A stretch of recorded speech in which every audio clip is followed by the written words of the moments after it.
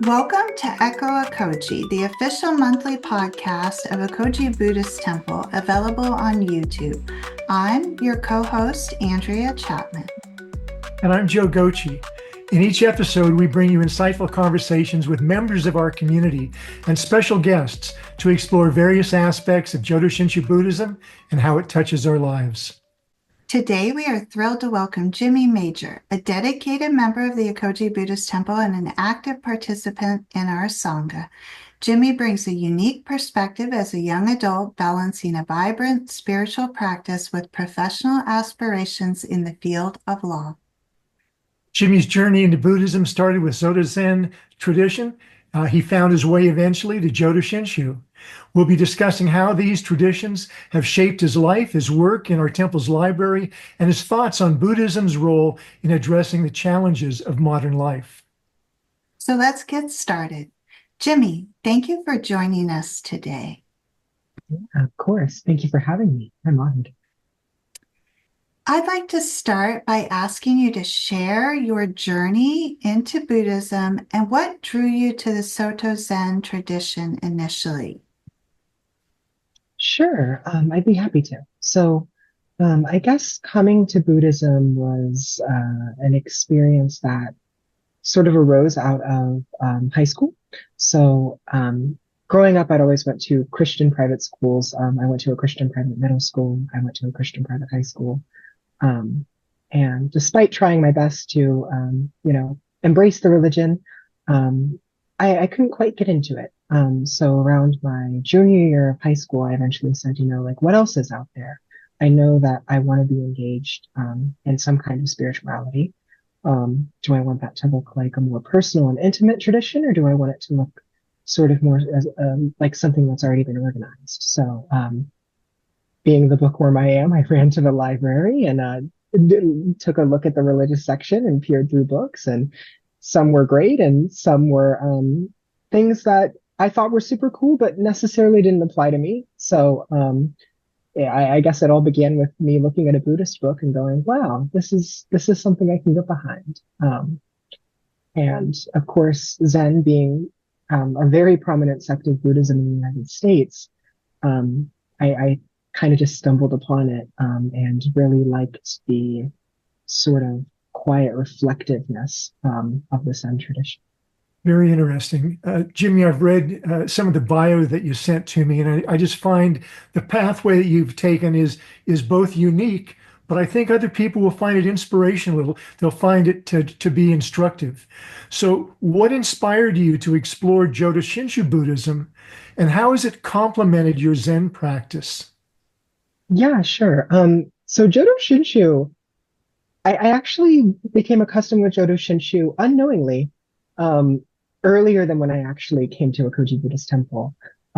So like previously mentioned, I started with Zen and I practiced with Zen for a very long time, discovering Ekoji just at the beginning of 2024 in January. But my first interaction with Jodo Shinshu happened actually all the way back, probably in like my second year of Buddhism, when I was like just graduating high school. I remember going to a spiritual shop and they had some Buddhist items for sale. And when I ended up buying one, I can't remember what it was, the cashier was like, "Oh, I'm sure you'll like this." And he handed me a prayer card, a Buddhist prayer card. And I didn't know what it was at the time. But it had the Nembutsu on it, the Namo Amida Butsu. And I remember, despite not knowing what the prayer was, whenever I started my evening prayer at home, I would chant the Nembutsu on the prayer card. So coming to Ekoji and hearing it, and especially seeing it so ingrained in practice, I was like, oh my goodness, like what a coincidence that this prayer card that I had no knowledge of when I was younger just suddenly like opens up and is right before me. So Very good. Thank you. That is such a cool story, and it feels like we've known you for years, and it's oh, only been a year. So I'm same. really glad you found Ekoji. As someone who has embraced both Zen and Shin traditions, how do you encourage others to explore Buddhism in a non-sectarian way? Yeah, sure. I guess when it comes to starting out in the Zen tradition and slowly branching out, um, being in the United States, oftentimes there's not many temples nearby to practice in. And that's a bit unfortunate and doesn't always lend you to be able to practice in the same sect that you started with. So, being Zen, I looked for Zen temples, but, there were times where I would visit Tendai temples and I would visit Jodo Shinshu temples, and all these different temples and sects, that, despite not necessarily being Zen, are Buddhist, and still engage in that beautiful, like, universal Dharma that underlines every single sect and tradition's teachings. So I think balancing the two is more sort of me having my Zen foundation base, um, and then welcoming in ideas from other sects that help me walk down the path of enlightenment. Um, because ultimately, we're all trying to reach enlightenment. We just all have our different ways and sort of highlights of doing so. Mhm. So if we look at the last 5, 6 years of your life, how has your understanding of Buddhism evolved during that time? Oh goodness.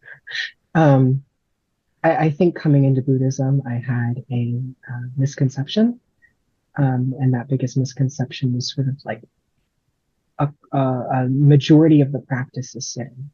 And to some extent, I think Zen Buddhists would agree that sitting in Zazen is a very core practice, and it is. But I've appreciated the way that my practice has evolved over time, particularly in walking meditation and meditating, quote unquote, in other ways that you wouldn't necessarily think of. So, like drinking a cup of tea and just mindfully thinking, who grew these leaves and how is this water coming to me and things like that. To take the time and reflect more, and also engage in things that have helped me along my practice.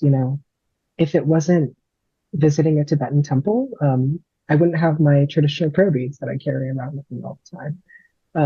And they've helped me, especially in the beginning, count my breath, get focused, especially with someone who has ADHD. It's it's things like that have just helped me realize like there's more to Buddhism than sitting. So Excellent. Thank you. What role has Ekoji Buddhist Temple played in your spiritual growth and practice? yeah, Ekoji has done wonders. I I appreciate Ekoji's involvement in the greater community, in its Sangha. I think Ekoji does a really good job in terms of trying to bring everyone together with events and seminars and educational practice. And I really appreciate that. So I think Ekoji has sort of helped me pierce the veil of practicing Buddhism even when I'm outside of the temple. Um, and think about it in ways that like, oh, like I had a really fun time at a bone, and I, even though we're not necessarily at service right now, I can see and engage in all these Dharma concepts. Engaging in the Young Buddhist Association, our activities where we just go out and have dinner and say the Nembutsu beforehand, or suddenly meet up and do something together, even if it's not necessarily religious oriented. It's sort of just having that community, having those people that also want to walk down the path of enlightenment with you that have really helped me. Thanks, Jimmy. Can you describe how Buddhist teachings influence your daily life and the decisions you might make during the day? And I think that's something that people are generally interested in. If I embrace this tradition, how is it going to impact my daily life? Yeah, whew. I think when it comes to daily practice, um, the main thing that is sort of integrated itself um, is mindfulness. Just, taking the time to calm down and take a couple breaths before responding. Am I feeling stressed right now? Am I feeling angry? Um, is something that I just said perhaps coming off harmfully to someone else? Things like that. But also sort of the impermanence of life. I know that sounds a little dark, but um, every evening I say a traditional Zen evening prayer, and it ends with, tonight days have been diminished by one, do not squander your life. And it's one of my favorite gathas, the evening gatha. And it really sort of hits home every single time before I go to bed, like, you're down one more day. So tomorrow, do everything with intention, do everything with love. So Love it. Thank you. Are there specific moments when you've leaned on the Buddhist teachings to navigate challenges or conflicts? knowing that everything is impermanent, also lets you know that whatever I might be struggling with, whatever I might be considering a failure, whatever I might be considering, too hard to conquer, I know that it's going to pass. And that's comforting to me, knowing that even if I vastly screw up, I can still keep pushing and moving forward. And not only that, but in the moments where I do good and I know that this isn't permanent, this goodness isn't going to last forever, it reminds me I can do good tomorrow. Like, there's still opportunities to keep doing good. I'm not just trapped in this one good moment. There can be several good moments. So it's really just sort of the reassurance of quantity. There's going to be more good moments and there may be more bad, but they'll always keep coming and going. So Jimmy, I hear you talking, and it sounds like you do a lot of reflection. And I believe that reflection is very important in our tradition, to stop and think about what we've done and what we will be doing. So we also talk about the three poisons: greed, anger, and ignorance. And how do you go about approaching and addressing those three principles, greed, anger, and ignorance, in your own daily life? I will admit that's a tough one. It is. I'm sorry to ask. You're okay. You're okay. I love being challenged. I guess in terms of greed, greed is a tough one. I love tea and I love books, and it seems like every single day I'm like, I want to buy another book. I want to go grab some more tea because I have, like, a crap ton of tea at home. But what's one more? Yes. And I think extinguishing greed, to do it, you have to sort of remind yourself, like, I'm grateful to even have these books. I'm grateful to even have this tea. There's, as silly as it sounds, like, reading isn't as accessible for everyone. And the fact that I can run out and buy a book and not have to worry about, whether the book will even be there, can I afford the book, even being able to understand the book. There's some books that I pick up in English, some I pick up in French, and the ability to enjoy both, the ability to understand and read both, particularly the more difficult texts, just give it a whole new meaning of, I can't be greedy with these things, because to be greedy with them takes them for granted. I guess moving on to hatred, a very strong poison. Honestly, want to improve a little bit on that. Not so much that I'm filled with hatred, and that I'm not sure whether I have much experience with it, but I guess my way of understanding it is we also have hatred for moments. We also have hatred for things. There's the hatred of, I don't want things to be this way. I don't feel happy in this moment, so I hate this moment. Driving up in Virginia when it's snowing and everyone's losing their mind has reminded me of that. So sort of, like, when it comes to hatred, how can you enjoy the moment a little more? I might hate sitting trying to navigate snowy roads in Virginia, but I have a car and at least I'm able to drive. At least I'm able to quickly expedite, plan, destination A to destination B. And it's things like that that really help you sort of tame down that hatred, like, what in this moment can I be appreciative? And then the last one, ignorance.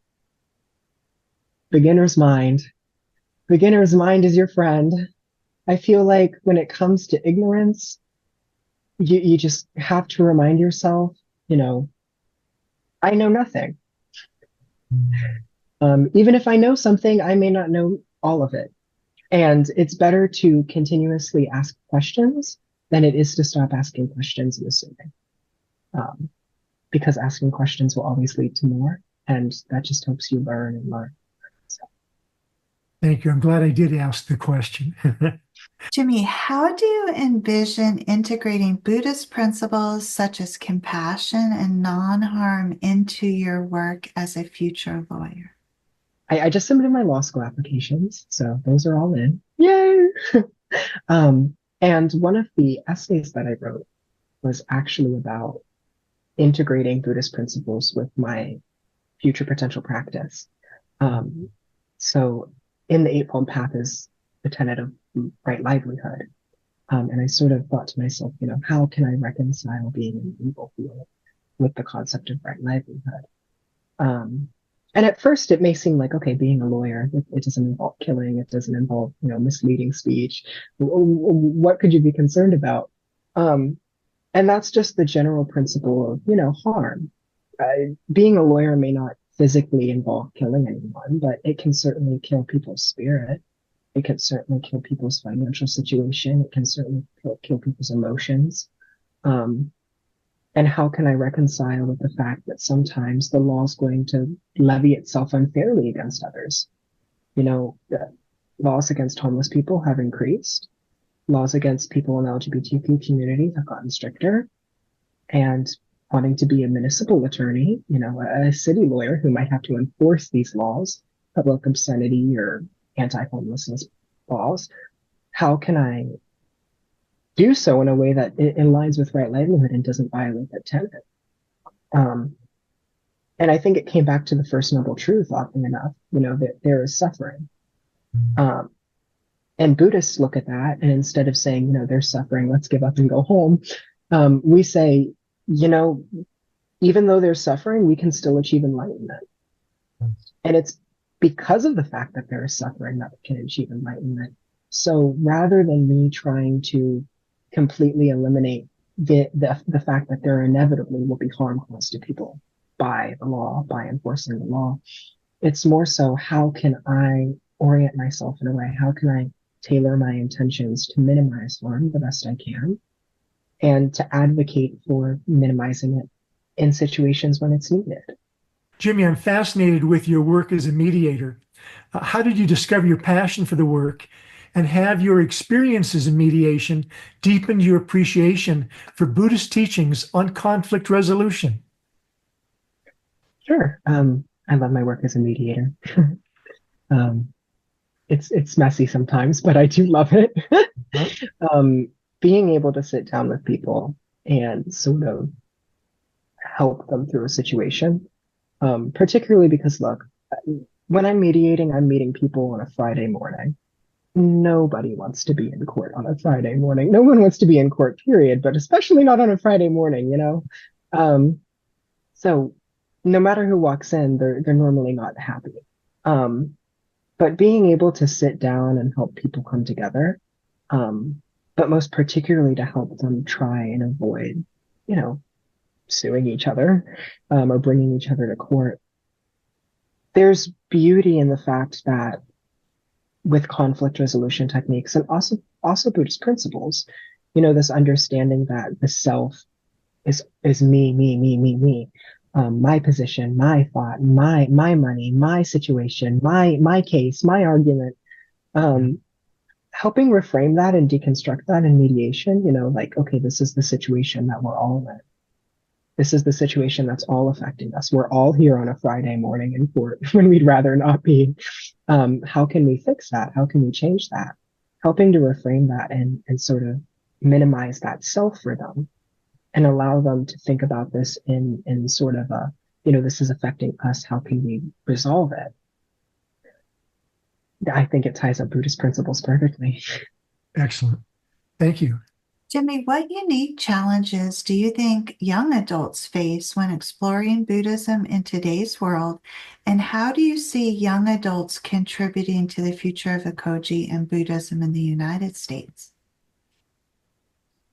I tell the Young Buddhist Association all the time, the future is us. The future is us, and it has to be us.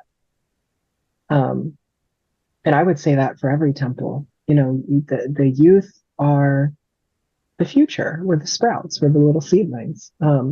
And you can't have seedlings without the big tall oak trees, all the older generations and adults that attend these temples. And that's why we need to learn.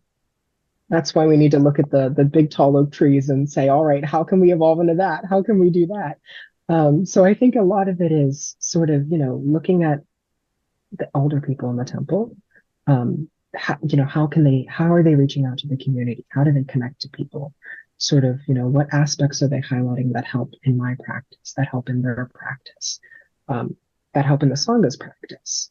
And I think, luckily, um, because we're all unique, because we've all got our own experiences, um, young people coming into Buddhism will always have new ideas to bring to the Sangha. Um, the main difficulty and challenge is sort of just how can we get that Dharma message out there?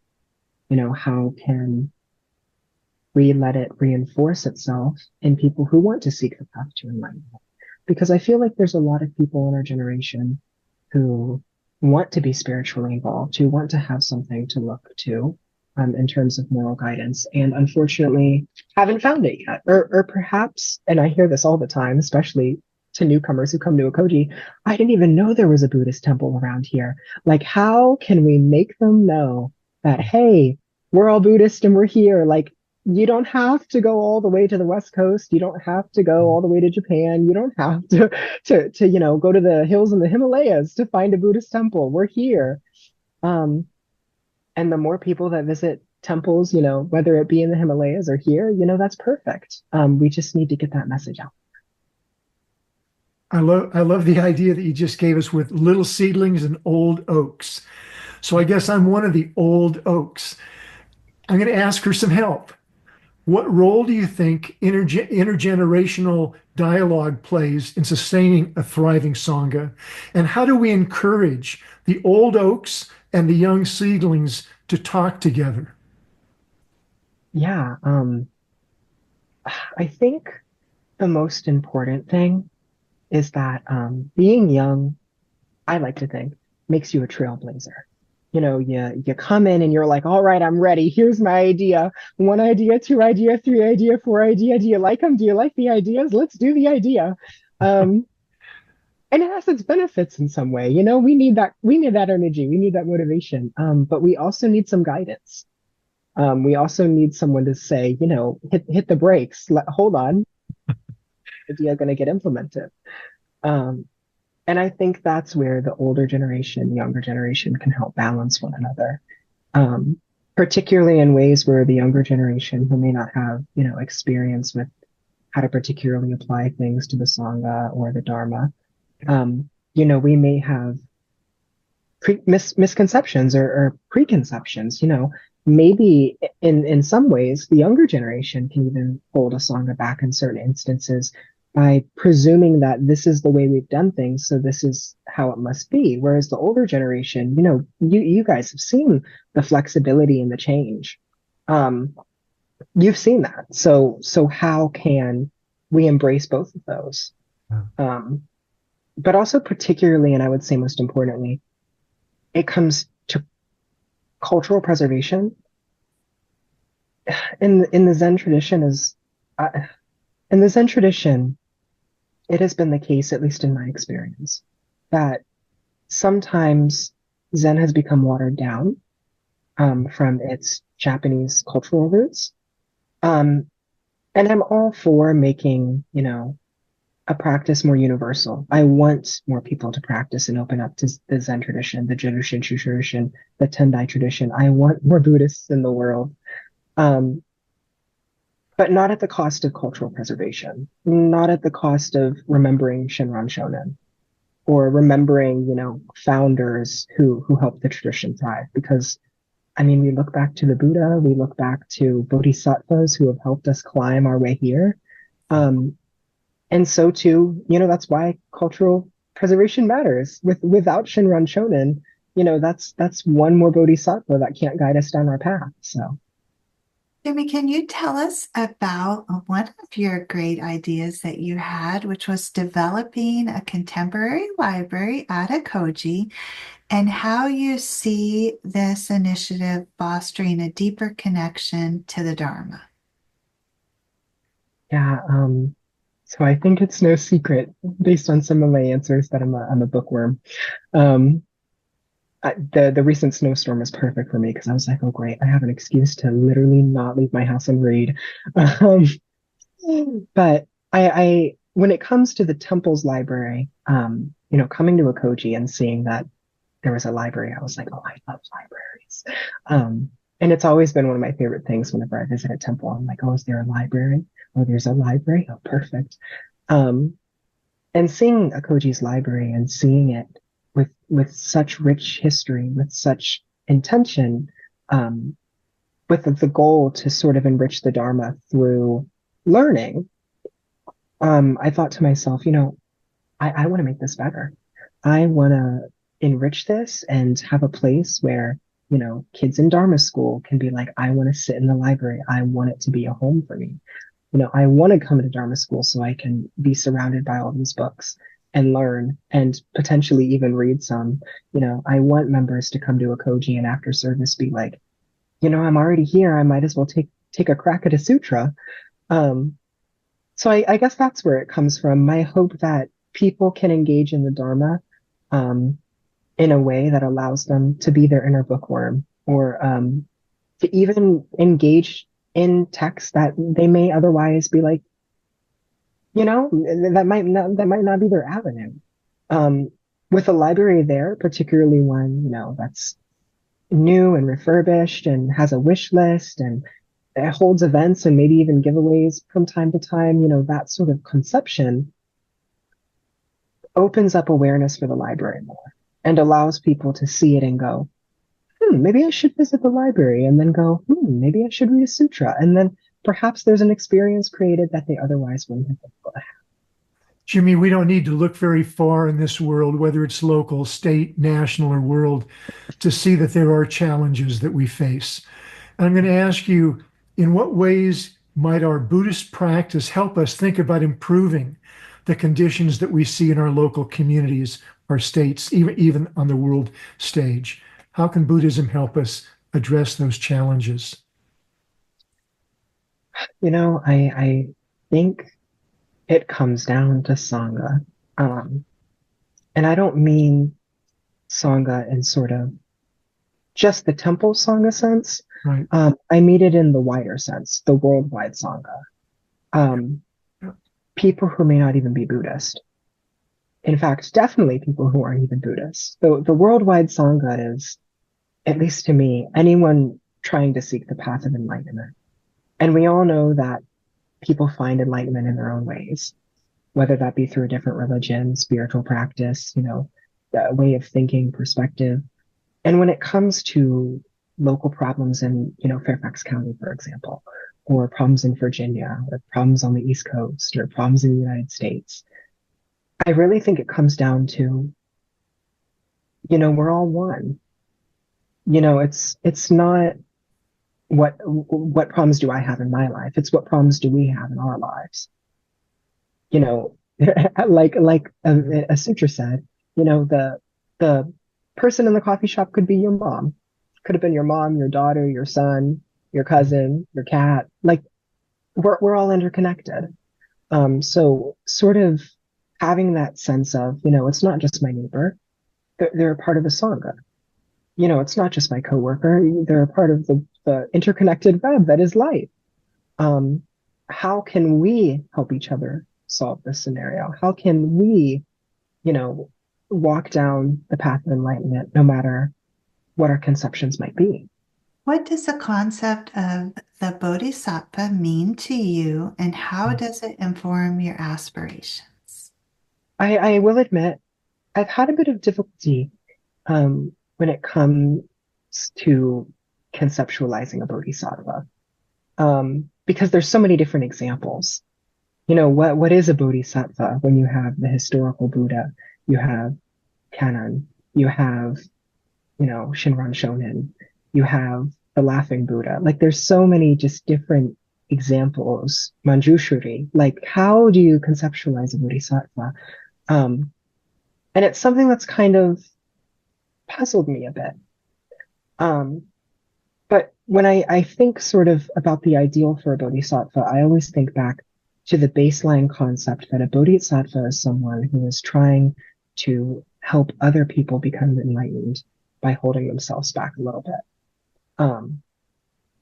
And that part of trying to help people become enlightened, I think, is the important part, at least for me in my practice. How can I orient myself to minimize harm? How can I help spread compassion? How can I help a random stranger sometimes, feel a little bit better? Because the world's a rough place. The world's a rough place. It's a tough place. And the more kindness and compassion we have, I think the better off we are. So sort of conceptualizing a bodhisattva, I think I see it more so in the ways that other people interact with me. That one time where I'm in the library and I look up and I accidentally make eye contact with someone and you're like, oh crap, look somewhere else. And they smile instead. And you're like, oh, like moments like that where it's just unexpected kindness, small things. I'm like, although I may not be able to fully conceptualize like the bodhisattva, that's a bodhisattva. That's a bodhisattva's action. Jimmy, how has being an American Buddhist shaped your perspective on religious and cultural diversity? Sure. I sort of touched on it a little bit when I talk about temple accessibility in the United States. Necessarily always rely on there being a sect that is specifically aligns with yours in your nearby area. And I think that realization in me, expanding to Tendai, Shin Buddhist, other temples, rather than a traditional Zen sect, has helped me sort of realize that in a country as diverse as America, in a country that has the habit of taking cultures, absorbing cultures that comes into it, welcoming it, and sort of creating a new identity, right? I mean, we say Japanese American, we don't say just American. It blends both cultures seamlessly. And I've seen that in Tibetan temples that I visited. I've seen that in Thai temples that I've visited in the United States. It's this unique blend of American Buddhism, the Buddhist churches of America, that sort of rise to a unique conception of Buddhism, one that helps highlight the non-American aspects, right?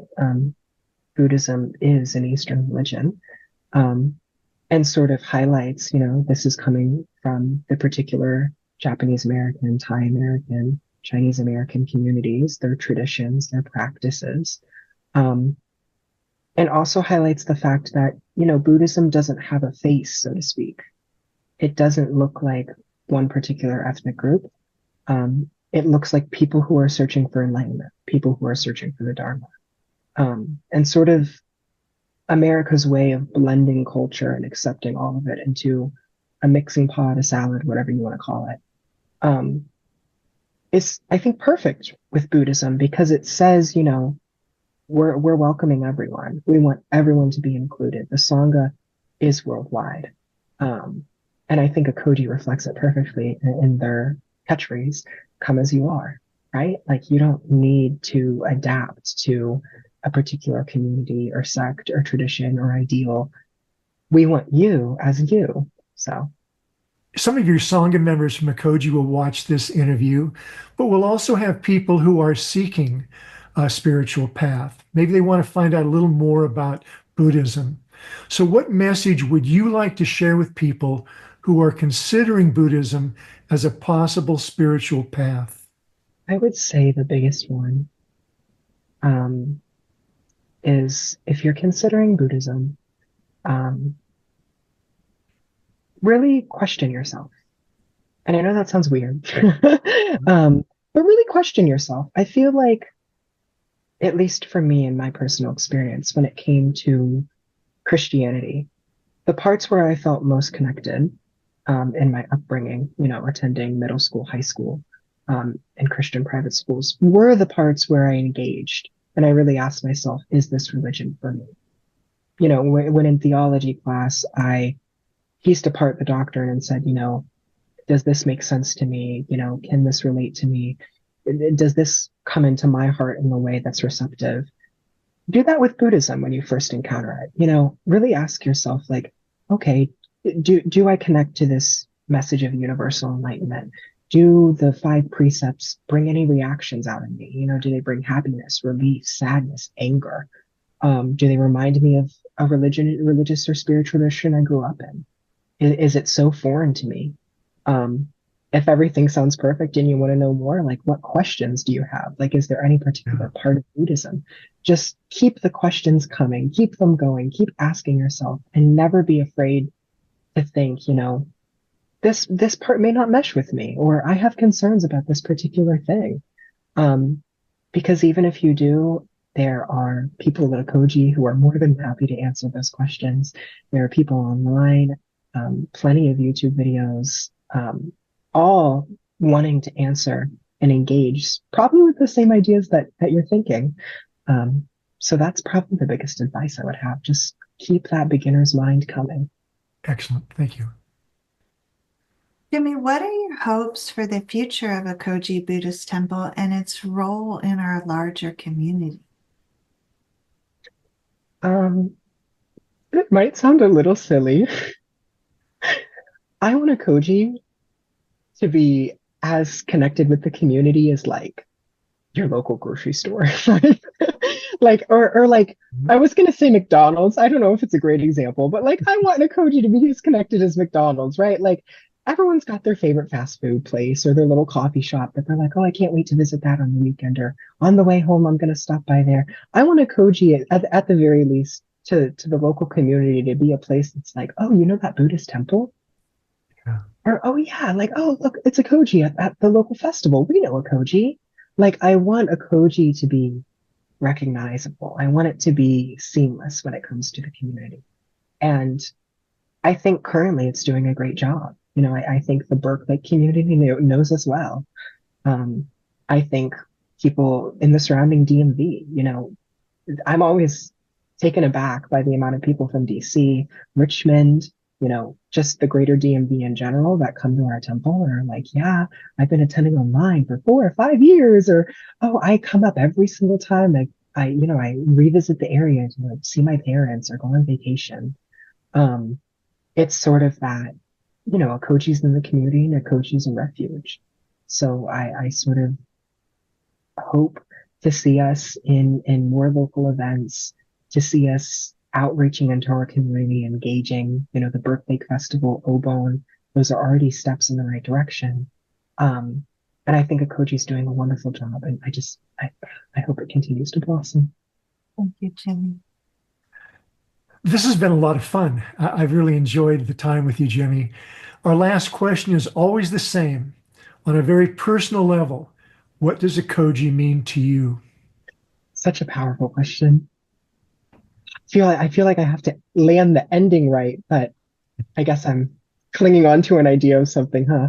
Yeah. Um, I mean, really, just to speak frankly, Ekoji has been a refuge. It's been a refuge. The previous temple that I attended, um, unfortunately, my time ended there, unexpectedly short, where I couldn't visit anymore, and I found myself looking around at local temples and thinking to myself, where can I go? Where can I be? How can I reconnect with a Sangha where my former one lasted for like 3 or 4 years?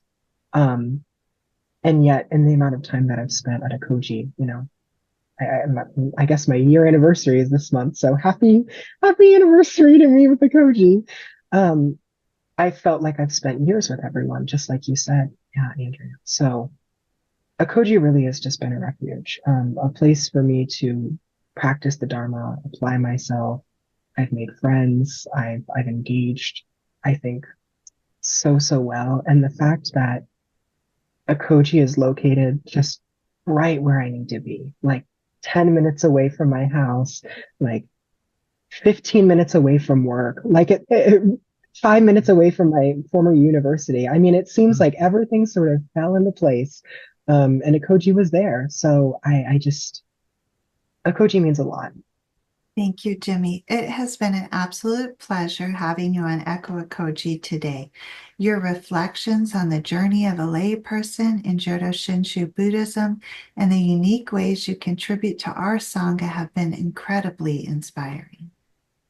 This old oak wants to thank you for sharing your story and experiences with us today. It's encouraging to hear how the teachings of the Dharma continue to shape your life and guide you in finding joy and gratitude every day. And it just really makes me feel great that you found a refuge at Ekoji. Oh, thank you. Thank you, guys. To our listeners, thank you for tuning in to this episode of Echo Ekoji. If you enjoyed today's conversation, please like and subscribe to our YouTube channel and visit ekoji.org to learn more about the temple, our services, and how you can get involved. And don't forget to share the podcast with your friends and family. Your support means everything to us.